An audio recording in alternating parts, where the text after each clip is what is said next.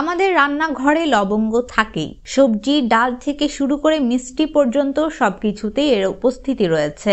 এই ছোট কালো মশলা স্বাদ এবং সুগন্ধে ভরপুর, যদিও কেউ কেউ এর স্বাদকে একটু বেশি তীব্র বলে মনে করেন। আপনি কি খাবারে লবঙ্গ যোগ করতে পছন্দ করেন?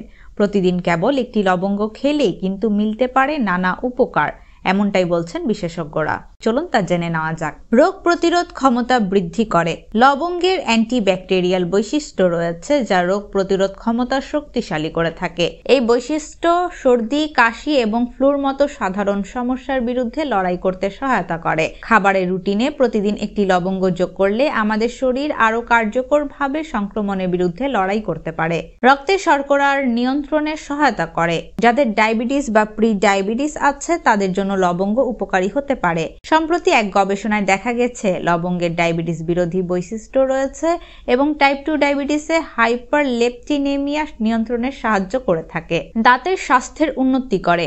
দাঁতের স্বাস্থ্যের উন্নতিতে কার্যকারিতার কারণে অনেক টুথপেস্টে লবঙ্গের উপস্থিতি পাওয়া যায়। এর ব্যথানাশক বৈশিষ্ট্য রয়েছে যা দাঁতের ব্যথা উপশম এবং মুখের ব্যাকটেরিয়ার বিরুদ্ধে লড়াই করতে পারে। লবঙ্গ তেলও এক্ষেত্রে সমান কার্যকরী।